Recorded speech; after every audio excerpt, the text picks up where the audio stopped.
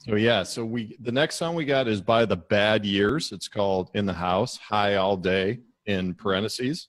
Not sure if that's part of the name. Um, but yeah, this is a really cool song. So Rob, if you're ready, go ahead and patch that one in there, man.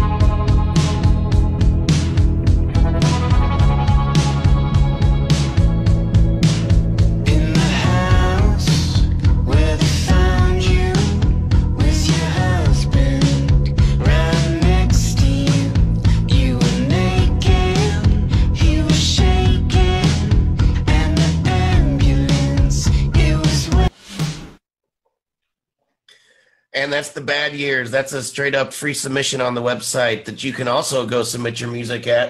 It's at indiemusicplus.com. Go to the menu.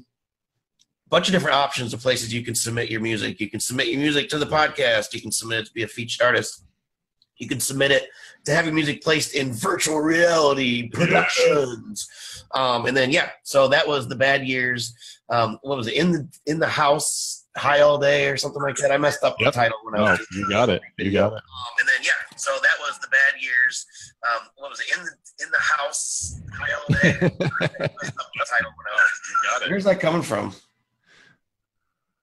That's all right. Anyway, somebody has your.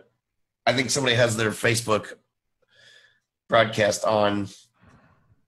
All you got to remember, Joe. You got to remember, like the people watching the show, we are still live streaming. We're still going to catch these random glitches. Yeah, exactly. That's fine. That's fine. So, real quick, before I let you talk, Dave, I wanted to just see what people were saying about this song. So, Jared, our friend from Ninth Floor Mannequin, he said that reminded me of more radio-friendly version of my favorite band's Broken Social Scene. Never heard of them, but that sounds like fun. What do you think, Dave? You seem to like this band. I knew you would. Oh man, I love this one. I love this song. It was the only issues I have with this are in the engineering and the mastering, which like I'm looking at the credits right now. It looks like there's an engineer and a producer. Maybe this song wasn't mastered. When you match it up with the other songs tonight with Ruth and Patrick, like it just didn't. Even those bands, it didn't have that fullness like in your ears. It didn't have that full spectrum of sound. It was very like central, and the EQ was just thin. Like we talk about all the time. Wanted some more bass, wanted some more, just a wider presence in the song. But the song itself is so cool, man. And it's a lot of those same points about Patrick Ames, is that it's just this indie garage lo-fi type of sound, and it sounds like that's where they want to be, and that's cool. I'm not going to give them a critique to try and become more mainstream, because I love what they're doing. Yep. But that would be a question. I wish they were in the chat, because I want to ask them, like, did you master the song? Because it just doesn't have that like really wide, spectrum of sound, like the soundscape that you want to hear. I mean, they definitely didn't do it. Definitely didn't want to make it sound, the way that it doesn't sound. I mean, they did what they did on purpose, I guess I'm trying to say, obviously. I really like the vocals. I like I always like the unison on top, male, female vocals. Always it's ear candy for me. It always makes me just kind of tune in a little bit, see if I like the other stuff. And yeah, the recording was raw, but that's what we do. We listen to, and we review and listen to indie music. So, I try to take that with a grain of salt.